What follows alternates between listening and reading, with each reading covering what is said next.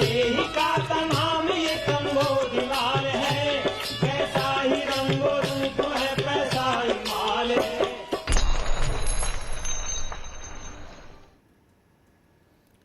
नमस्कार, मैं हूं शुभम शंकरधर। मनी 9 में आपका स्वागत है। समय हो गया है मनी सेंट्रल का। दिन की सबसे बड़ी, सबसे जरूरी खबरों पर चर्चा करने के लिए मेरे साथ स्टूडियो में मनी 9 के एडिटर अंशुमान तिवारी जी आ गए हैं। सर, बहुत स्वागत है आपका। आज सबसे बड़ी खबर कौन सी है जिस पर विस्तार से चर्चा होगी? मनी सेंट्रल में आप सब दर्शकों का स्वागत है। शुभम, आपका भी स्वागत है।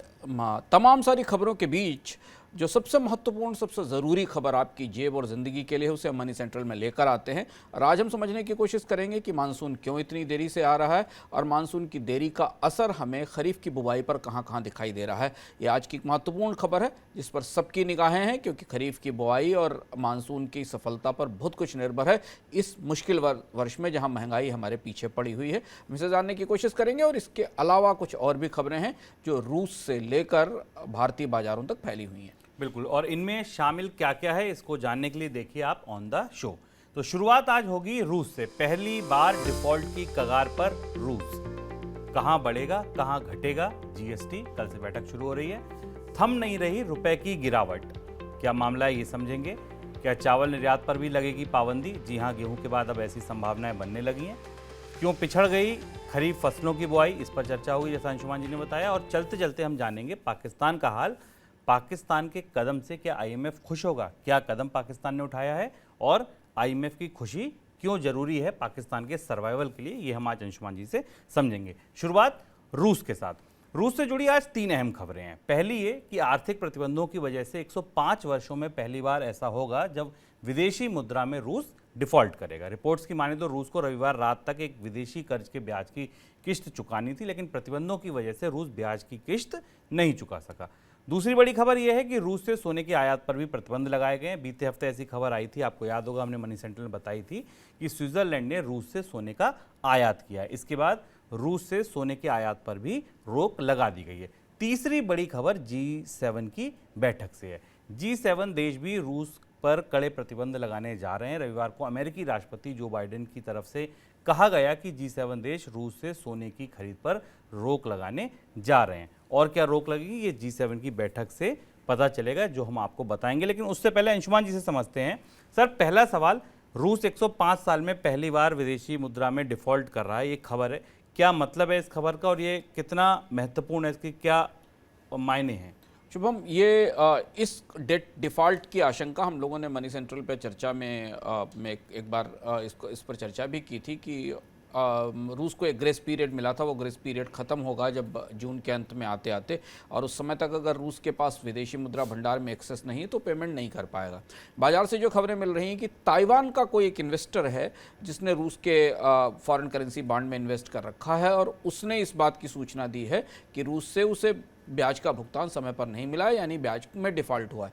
आधिकारिक रूप से इसकी घोषणा थोड़े समय के बाद रेटिंग एजेंसियां, स्टैंडर्ड पुअर और मूडीज जैसी एजेंसियां करेंगी, जो डिफ़ॉल्ट को, जो सॉवरेन डिफ़ॉल्ट को ट्रैक करती हैं और हमें बताती हैं कि कौन सा देश डिफ़ॉल्ट हुआ।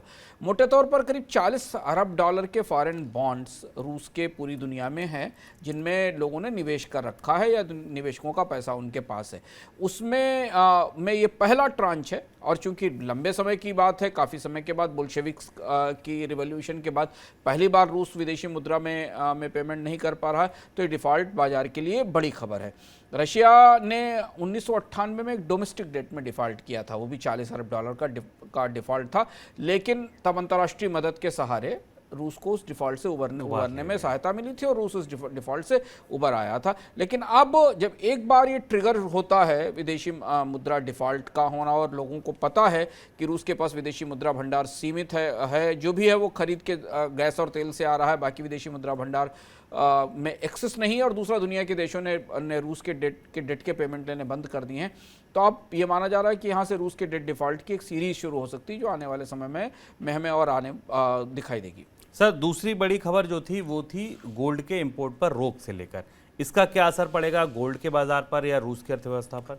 शुभम, ये फैसला थोड़ा प्रतीकात्मक और सिंबॉलिक लगता है, क्योंकि जब हम बाजार में समझने की कोशिश कर रहे थे कि क्या रूस के गोल्ड पर बैन का बहुत बड़ा असर होगा। तो इस तरीके के संकेत हमें नहीं मिले कि अंतर्राष्ट्रीय बाजार में रूस के सोने की खरीद या रूस से निर्यात पर या आयात पर प्रतिबंध लगाया जाए। स्विट्जरलैंड ने जरूर रूस से सोना खरीदा है, जो कि कंट्री टू कंट्री चैनल से आया है। लेकिन अगर हम लंदन के बुलियन मार्केट में या वहाँ के विशेषज्ञों से बात करें तो उनका मानना था, जो लंदन की बुलियन मार्केट एसोसिएशन है, जो अंतर्राष्ट्रीय बाजारों में बुलियन के रेट्स तय करती है, स्टैंडर्ड तय करती है, उन्होंने रशिया के गोल्ड रिफाइनर्स को मार्च में ही अपनी एक क्रेडिट लिस्ट से बाहर निकाल दिया था।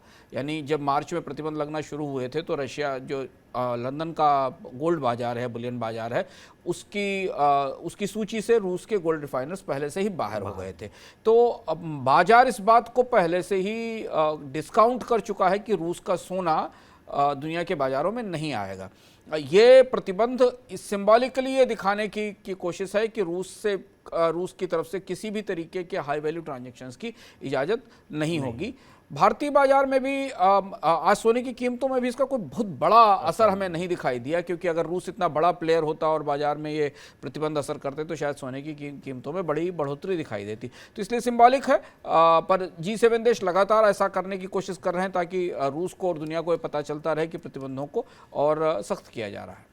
बिल्कुल। और आपको बता दें कि रूस से एनर्जी के बाद सोने का ही सबसे ज़्यादा निर्यात होता है। सोने की कुल वैश्विक सप्लाई में रूस के गोल्ड की हिस्सेदारी करीब 9 से 10% की है। और रूस से निर्यात होने वाला ज़्यादातर सोना G7 देशों को ही सप्लाई होता है। जैसा हमने आपको बताया, G7 की बैठक में ये अगर निर्यात पर रोक लगाई गई तो इसका असर रूस पर पड़ेगा।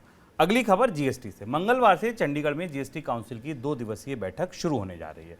बैठक में कई ऐसी वस्तुओं और सेवाओं को जीएसटी के दायरे में शामिल किए जाने का फैसला हो सकता है जिन पर अभी तक टैक्स नहीं लगता, यानी कि वो टैक्स के दायरे के बाहर हैं। इसके अलावा कई वस्तुओं और सेवाओं पर टैक्स की दर बढ़ाने पर भी फैसला हो सकता है। इस बीच बैठक से पहले ही केंद्र सरकार ने राज्यों को दिए जाने वाले जीएसटी मुआवजे के लिए लगाए गए सेस को मार्च 2026 तक लगाए रखने का फैसला किया है। सर, कंपनसेशन का क्या होगा ये नहीं पता है। हाँ, कंपनसेशन के लिए जो सेस लगाया गया था वो 2026 तक जारी रहेगा, ये पता चल गया है। कंपनसेशन पे कोई अपडेट? ये बैठक जीएसटी काउंसिल की बैठक, जिस पर हम लगातार चर्चा करते रहे, ये बैठक काफ़ी खींचतान भरी और हंगामे वाली होने वाली है। उसकी 2 वजह ये कि भारत का राजनीतिक भूगोल सत्ता पक्ष और विपक्ष के दलों के राज्यों में अलग अलग सरकारों के आधार पर बदल चुका है और उसका दबाव हमें जीएसटी की काउंसिल की राजनीति के भीतर या जीएसटी की जो राजनीति है, जो फेडरल पॉलिटिक्स है, उस पर दिखाई देगा। पर आर्थिक रूप से अगर आप देखें तो केंद्र सरकार ने अपनी तरफ से ये संकेत दे दिए थे लखनऊ वाली जीएसटी बैठक में ही कि राज्यों को जो 5 साल तक कंपनसेशन दिया जा रहा था, जो 14% के आसपास उनकी रेवेन्यू बायंसी को या राजस्व में बढ़ोतरी को प्रोटेक्ट करता था, यानी बीमा देता था, वो इस साल जून में ख़त्म हो जाएगा।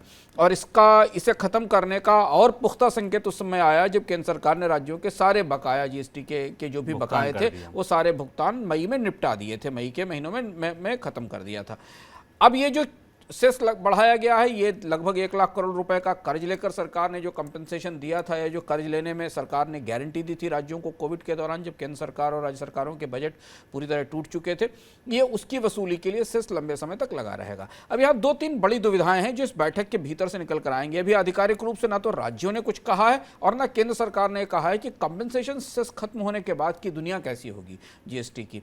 जिन राज्यों के पास राजस्व नहीं है, रेवेन्यू में गिरावट है, जो कंज्यूमर स्टेट्स हैं जिनके पास अपना बड़ा निर्यात नहीं है, भारत के राज्य 2 हिस्सों में बटे हैं, मैन्युफैक्चरिंग स्टेट और कंज्यूमर स्टेट्स। महाराष्ट्र, तमिलनाडु, कर्नाटक जैसे राज्य मैन्युफैक्चरिंग स्टेट्स हैं जो अपने यहाँ से देश के बाकी हिस्सों को सामानों का निर्यात करते हैं, जबकि अगर आप नॉर्थ ईस्ट के राज्यों में चले जाएं या उत्तर प्रदेश या बिहार जैसे राज्य, ये मूलतः उपभोक्ता राज्य हैं। इनके बीच तालमेल कैसे होगा? अगर कंपनसेशन सेस खत्म हो जाता है तो बहुत छोटे राज्य जिनको जीएसटी से राजस्व में कभी भी बहुत बड़ी उम्मीद नहीं थी, जिन्हें बहुत ज़्यादा रेवेन्यू मिलने की संभावना नहीं थी, वहाँ खपत कमज़ोर है, क्या उनके लिए कोई अलग से पैकेज लाया जाएगा या उन्हें अलग से कोई सहायता की व्यवस्था की जाएगी? ये सारे सवाल अभी जीएसटी काउंसिल के टेबल पर जाने हैं और कल इस पर हमें कुछ भविष्य में भारत की फेडरल पॉलिटिक्स के लिहाज से, भारत की फेडरल टैक्सेशन सिस्टम के लिहाज से इस संदर्भ में कुछ महत्वपूर्ण संकेत या महत्वपूर्ण फैसले जीएसटी काउंसिल से मिलने जरूर चाहिए ताकि इसको लेकर एक भ्रम की स्थिति साफ हो सके। मैं शुभम, भ्रम की स्थिति साफ करने की बात इसलिए कह रहा हूं कि राज्य सरकारों को जब ये स्पष्ट हो जाएगा कि उनको जीएसटी से कंपनसेशन नहीं मिलेगा, उसके बदले उन्हें कोई अतिरिक्त सहायता नहीं मिलेगी, केंद्र सरकार उन्हें बाजार से कर्ज चुकाने के लिए एक अलग से खिड़की खोलकर दे चुकी है, तब तब वे तय कर पाएंगे कि उन्हें अपने राजस्व की भरपाई के लिए कितने और आगे टैक्स लगाने हैं या उन्हें अपने खर्चों में कितनी कमी करनी है। बिल्कुल, ये बड़ा इंपॉर्टेंट है कि भ्रम की स्थिति टूटेगी। एक जगह भ्रम टूट गया है कि कंपनसेशन राज्यों को मिले ना मिले, हमसे आपसे उस सेस की वसूली होती रहेगी। सर, टैक्स की दरों में क्या बदलाव हो सकता है? कहाँ बढ़ सकती हैं, कहाँ घट सकती हैं? दो कमेटीज की रिपोर्ट जीएसटी काउंसिल के सामने है। एक वो जो फिटमेंट कमेटी है, जो ऑफिसर्स की कमेटी है जीएसटी काउंसिल की, जिसने कई सारे उत्पादों पर टैक्स दरें बढ़ाने का सुझाव दिया और 5 से 12% और 18% ले जाने की बात कही। और दूसरी एक जीओएम की रिपोर्ट की है, मंत्रियों की समिति की रिपोर्ट है, जो इन्वर्टेड ड्यूटी स्ट्रक्चर और ड्यूटी के ढांचे में बदलाव पर बात कर रही है। इसमें बहुत सारी चीज़ें एक साथ दोनों कमेटियों के साथ आ रही हैं, जिसमें कि कसिनोज पर और बाकी चीज़ों पर बहुत हाई टैक्स सर्विसेज पर टैक्स लगाने की बात है। ये माना जा रहा है कि टेट्रा पैक के ऊपर जो टैक्स रेट है उसको 12% से बढ़ाकर 18% कर देने की बात है। कुछ चीज़ों पे जीएसटी रेट घटाने की बात है, जैसे कि जिसमें मेडिकल से जुड़े हुए इक्विपमेंट उन पे जीएसटी रेट घटाने की बात है। तो इस तरीके के कई सारे प्रस्ताव टैक्स दरों में ढांचे के तौर पर विचार के लिए जीएसटी काउंसिल के सामने रखे जाते हैं। प्रक्रिया यह है कि फिटमेंट कमेटी की रिपोर्ट भी जीएसटी काउंसिल के पास जाती है, जीओएम की रिपोर्ट भी जाती है और फिर काउंसिल तय करती है कि उसे क्या फैसला लेना है। अगर आप मौजूदा ढांचे में देखें, जहां जीएसटी को 5 साल पूरे हो रहे हैं और अपने ट्रांजिशन में जा रहा है, कंपेंसेशन से बना रहेगा, ये टैक्स कम नहीं होगा आने वाले समय तक, जब तक केंद्र सरकार अपनी बकायदारी चुका नहीं देती। दूसरी चीज ये कि दबाव राज्यों का इस बात पर रहेगा, जीओएम का दबाव खासतौर पर इस बात पर रहेगा कि यदि केंद्र सरकार का क्षतिपूर्ति या हर्जाना या जीएसटी में नुकसान की भरपाई नहीं कर रही है, तो फिर टैक्स दरों को बढ़ाने की बात कही जाए। और ये बात लगातार कही जा रही है कि अभी जीएसटी की दरें उस रेवेन्यू न्यूट्रल रेट तक नहीं पहुंची हैं जहां पर केंद्र और राज्य सरकारों को इनपुट टैक्स क्रेडिट चुकाने के बाद नुकसान ना हो, ये स्तर हासिल कर लिया जाए। तो अब कल 2 बड़ी खबरें यहां से निकलेंगी। एक, राज्यों को कंपेंसेशन की कोई दूसरी खिड़की खोली जाएगी, और अगर नहीं खोली जाएगी तो क्या केंद्र सरकार, जीएसटी काउंसिल राज्यों को टैक्स दरें बढ़ाने की अपने तरफ से छूट देगी। एक और चीज यहां ध्यान रखना जरूरी है कि जीएसटी काउंसिल की बैठक सुप्रीम कोर्ट के उस फैसले की या सुप्रीम कोर्ट के उस आदेश की छाया में हो रही है, जिसमें सुप्रीम कोर्ट ने जीएसटी काउंसिल के अधिकारों को और उसकी ताकत को सीमित करने की बात कही थी। और यह भी कहा था कि जीएसटी काउंसिल का फैसला राज्यों के लिए मानना अनिवार्य नहीं है, राज्य भी टैक्स व्यवस्था को तय करने के लिए उतने ही स्वाधीन है जितनी कि जीएसटी काउंसिल है। बिल्कुल, तो इस बार की जीएसटी काउंसिल की बैठक बहुत महत्वपूर्ण है, बहुत बड़ी चीज़ें यहाँ से निकलने वाली है। शायद मुझे लगता है 5 साल की सबसे इंपॉर्टेंट बैठक यही होने वाली है। क्या होगा इस बैठक में, पल पल पर हमारी नज़र है, आप तक खबर पहुँचेगी। अगला अपडेट रुपए का। रुपया 79 के करीब पहुंच रहा है। देश के विदेशी मुद्रा भंडार में लगातार गिरावट जारी है। 17 जून को खत्म हुए हफ्ते के दौरान विदेशी मुद्रा भंडार में 5.87 अरब डॉलर की भारी गिरावट आई। विदेशी मुद्रा भंडार अब घटकर करीब 590 अरब डॉलर के पास है, जो 14 मई 2021 के बाद सबसे निचला स्तर है। विदेशी मुद्रा भंडार में अब देश की जितनी ज़रूरत है 10 से 11 महीने के इंपोर्ट की ज़रूरत के बराबर ही ये रिजर्व बचा है। सर, रुपए के लिए कैसी परिस्थिति, कैसे हालात बनते दिख रहे हैं? रुपया उस समय से ही तूफान में है और हमने मनी सेंट्रल में भी इस पर चर्चा की थी, इकोनॉमिक में भी विस्तार से बताया था। मौजूदा जो आज का आंकड़ा है उसमें 2 चीज़ें समझना ज़रूरी है। पिछले 3 हफ्तों में करीब 11 बिलियन डॉलर के आसपास की गिरावट विदेशी मुद्रा भंडार में आ चुकी है। आमतौर पर 12 महीने से अब हम 10-11 महीने के आसपास आकर खड़े हो गए हैं। विदेशी मुद्रा भंडार, रुपए के संदर्भ में विदेशी मुद्रा भंडार को देखें तो औसतन भारत के शेयर बाजार से विदेशी निवेशक करीब पर मंथ 5 अरब डॉलर निकाल रहे हैं। औसतन अगर आप पूरा आउटफ्लो देखें तो 5 बिलियन डॉलर का आउटफ्लो है। इस हिसाब से अगर ये आउटफ्लो की रफ्तार यही बनी रही, जो अब अलग अलग संदर्भों से, अलग अलग जगह की एजेंसियों के भविष्यवाणियों के हिसाब से, फोकास के हिसाब से दिखाई दे रही कि विदेशी निवेशक इतनी जल्दी नहीं लौटेंगे। हमने उस पर चर्चा की, अंतर्राष्ट्रीय बाजार में ब्याज दरें बढ़ती रहेंगी, महंगाई कम होने की संभावना नहीं है, तो करीब करीब 60 अरब डॉलर आने वाले समय में और भारत के विदेशी मुद्रा भंडार से निकल जाएंगे। 11 अरब डॉलर हमने अगले 3 हफ्तों में निकालें। अगर हम केवल 5 बिलियन डॉलर पर महीने का रन रेट मान लें, और अगर ये रन रेट ज़्यादा तेज होता है तो और तेजी से निकलेंगे। इसकी तुलना में व्यापार घाटा रिकॉर्ड स्तर पर है। रुपए की कमजोरी के कारण कच्चे तेल की और कोयले की कीमतों में बढ़ोतरी हुई है, और इसलिए हमें यह दिख रहा है कि रिजर्व बैंक के गवर्नर या रिजर्व बैंक के अधिकारी भी संक्षेप में या संकेत में ये बता रहे हैं कि रुपए को एकदम गिरने नहीं दिया जाएगा, पर रुपए को रोकने की सामर्थ्य भी उनके अंदर नहीं है। और ये एक किस्म का दुष्चक्र है, एक विशेष साइकिल है। रिजर्व बैंक अपने विदेशी मुद्रा भंडार से जितने डॉलर निकाल कर डिमांड के लिए आगे डालेगा, डिमांड को पूरा करने के लिए डालेगा, उतना ही दबाव रुपए पर होगा और उतना ही असर हमें विदेशी निवेशकों के सेंटीमेंट पर दिखाई देगा। एक और महत्वपूर्ण बात है कि डॉलर की डिमांड इस समय दो वजह से सबसे ज़्यादा निकल रही है। एक तो विदेशी निवेशकों की बिकवाली के कारण निकल रही, दूसरा चूंकि अंतर्राष्ट्रीय बाजारों में काफ़ी उतार चढ़ाव है, रुपए की कीमत में लगातार दबाव बने रहने की संभावना है, तो इम्पोर्टर्स भी अपने अगले सौदे, अपनी खरीद को हेज करना चाहते हैं और इसलिए भी उन्हें डॉलर की ज़रूरत ज़्यादा हो रही है, ज़्यादा होगी। और तूफान में रुपया फंसेगा, ये आपको मनी सेंट्रल में हमने बताया था। लेकिन अब रुपए के साथ साथ एक चीज़ और है जो तूफान में फंस गई है, वो है फिनटेक सेक्टर। तूफान वहाँ का शुरू हुआ है उसके नियामक की तरफ से। आरबीआई की नई शर्तें, नए नियम इनका बिजनेस करना मुश्किल कर रही हैं, इनके सर्वाइवल का सवाल खड़ा हो गया है। क्या है पूरी कहानी, क्या है पूरा वाक्य, आप देखिए मनी 9 की ये स्पेशल रिपोर्ट। स्टार्टअप्स के बुरे दिन जैसे खत्म होने का नाम नहीं ले रहे। अभी एडटेक कंपनियां भारी छटनियों, फंडिंग सूखने और कारोबार बंद होने का सामना कर ही रही थी कि फिनटेक कंपनियों पर गाज गिर पड़ी। रिजर्व बैंक ने फिनटेक को प्रीपेड कार्ड और वॉलेट्स के लिए क्रेडिट लाइन देने या कहिए कि कर्ज देने से रोक दिया है। इसी 20 जून को आरबीआई का इस बाबत एक नोटिफिकेशन आया और मानो फिनटेक की सांसें ही अटक गई। LazyPay, Jupiter, FI, UNI, Early Salary समेत दर्जनों फिनटेक स्टार्टअप्स का पूरा धंधा ही इस तरह के क्रेडिट बांटने पर टिका हुआ है। अब कारोबारी मॉडल खतरे में आ गया तो इनके अस्तित्व पर ही सवाल उठने लगे हैं। जब कमाई नहीं होगी तो ले ऑफ और इन स्टार्टअप के शटर भी गिरने शुरू हो सकते हैं।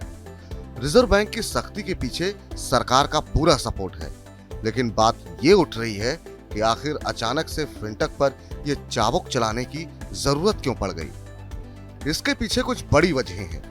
दरअसल बैंक आरबीआई के सामने ये चिंता जता चुके हैं कि कर्ज देने में ये फिनटेक नियमों का पालन नहीं कर रहे हैं। रिजर्व बैंक को मनी लॉन्ड्रिंग का भी खतरा दिख रहा है। माना यह भी जा रहा है कि ये फिनटेक अपने दिए जा रहे सभी कर्जों का खुलासा नहीं कर रहे हैं, यानी कर्जों की अंडर रिपोर्टिंग हो रही है। केवाईसी जैसे बेहद अहम नियमों के उल्लंघन की बातें भी सामने आ रही हैं। हाल के वक्त में जिस तरह से इन फिनटेक कंपनियों का कारोबार बढ़ा है, उससे ये डर भी पैदा हो रहा है कि ये फर्म बिना किसी सेफगार्ड के लेंडिंग के धंधे में है। आगे चलकर कोई बड़ा बवाल हो, उससे पहले ही इन्हें कंट्रोल करना जरूरी है। ये किन शर्तों पर कर्ज दे रही हैं, इनके क्या नियम कायदे हैं, ये कुछ भी तय नहीं है।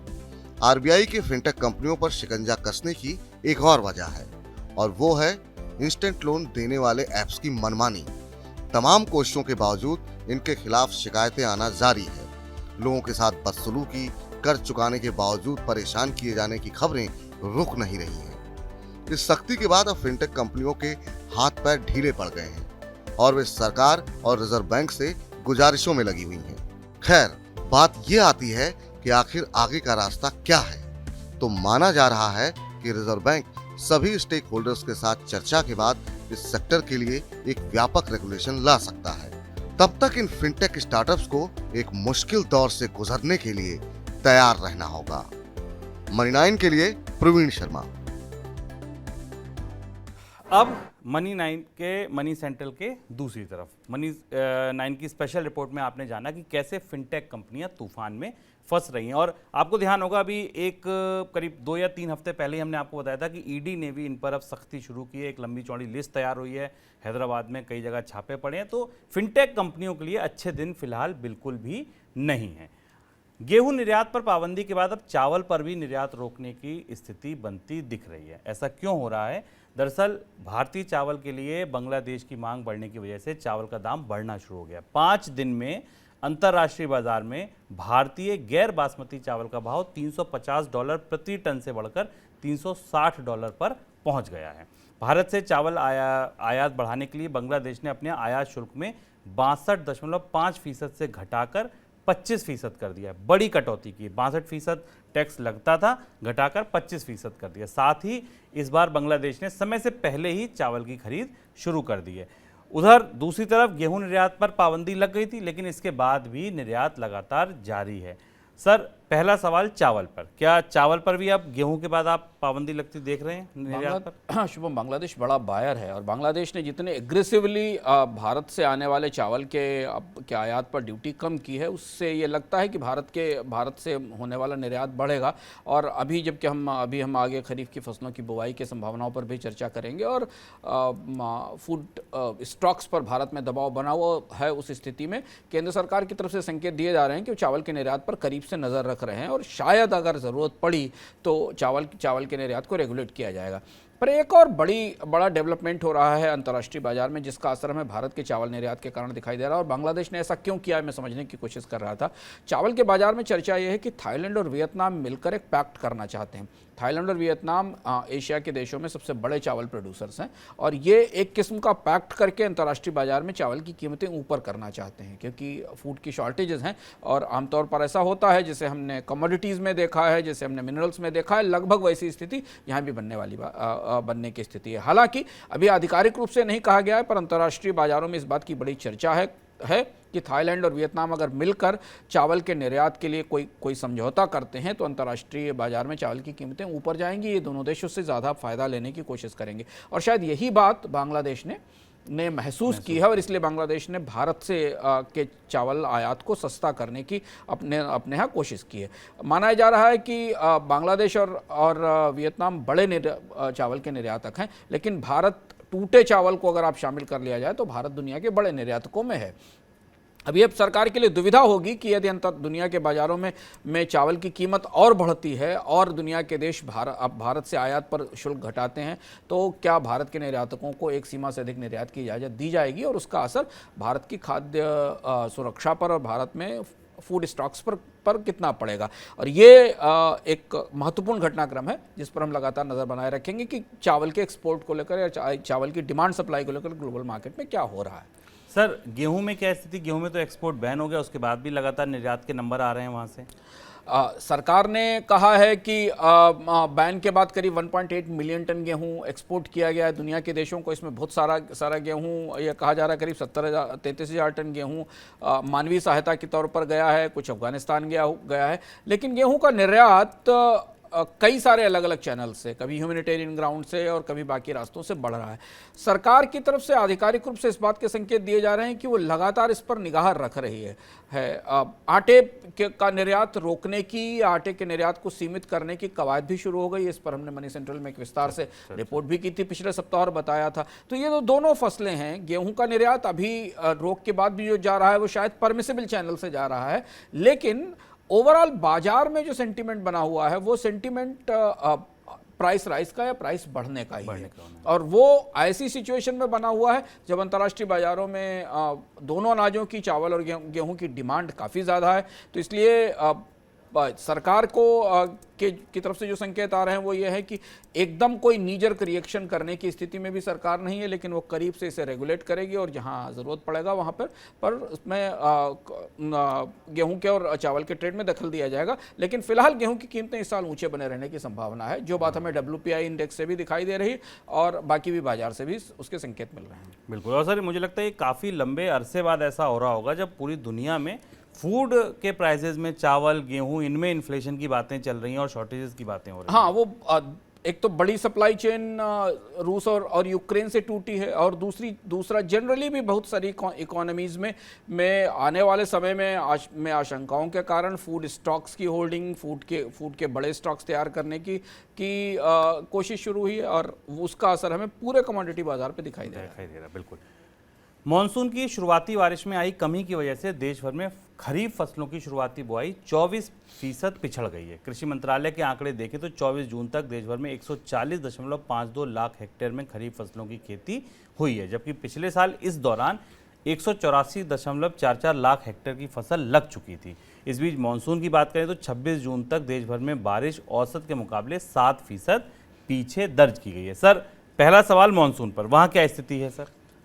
मानसून पर जैसा हमने पिछले सप्ताह भी चर्चा की थी, रिवाइज्ड आंकड़ा हमारे सामने आ रहा है वो हमें ये बता रहा है कि अगर आप पूरा पिक्चर देखें मानसून का भारत में तो उसमें 7% का ही शॉर्टफॉल दिखाई दे रहा है। लेकिन अगर आप राज्यों का आंकड़ा देखें जो आपकी स्क्रीन पर दिखाई दे रहा है, जो प्रमुख अनाज उत्पादक राज्य हैं तीनों ऊपर से देखिए, उत्तर प्रदेश, गुजरात, महाराष्ट्र और उड़ीसा, छत्तीसगढ़, कर्नाटक, बिहार, ये जितने प्रमुख राज्य हैं जहां से खरीफ की सबसे ज़्यादा फसल आनी होती है वहां बरसात की कमी। उत्तर प्रदेश में तो -77% है। उत्तर प्रदेश के बहुत बड़े हिस्से में, पूर्वी उत्तर प्रदेश के छोटे हिस्सों को छोड़कर बाकी पूरे उत्तर प्रदेश में अभी बारिश की बौछारें नहीं पड़ी हैं।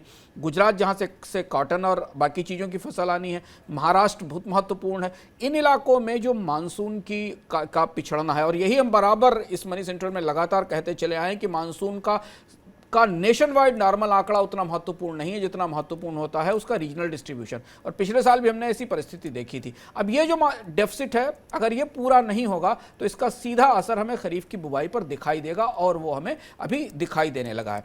हालांकि मौसम विभाग की तरफ से आंकड़े जो आ रहे हैं उस हिसाब से मानसून की अगले हफ्ते में रिकवरी होने की संभावना है, लेकिन फिर भी ये डेफिसिट कवर करने में मानसून को लंबा समय लगेगा। सर, दूसरा सवाल कि बुआई पिछड़ने का असर जो है किन फसलों पर सबसे ज्यादा है? बुआई पिछड़ने का सबसे अगर आप केवल गन्ने को छोड़ दें, शुगर केन को छोड़ दें, तो हालांकि अभी जून का महीना शुरुआती बुआई का महीना है, जुलाई सबसे महत्वपूर्ण होता है खरीफ की बुआई के लिए। लेकिन जो मानसून के पिछड़ने की देरी, अगर दोनों आंकड़ों को आप एक साथ रख के देखें तो आपको दिखाई देगा कि जिन इलाकों से सबसे ज्यादा अनाज आता है खरीफ का, वहीं सबसे ज्यादा मानसून डेफिसिट में है या कमी में। इसलिए देखिए, धान का रकबा करीब 45% कम है, कपास 14 से 15%, खरीफ का तिलहन काफ़ी था, और तिलहन के कारण महंगाई हमने देखी भी, और तेल की कीमतों पर दबाव भी बनने की बात है। दलहन का 36% है, मोटे अनाजों का करीब 38% गिरावट है, और कुल खरीफ की बुआई लगभग 24% पिछड़ी हुई है। अब ये 24% की कुल बुआई, जिसमें 45% के आसपास प्रमुख 45 से 30 से 45%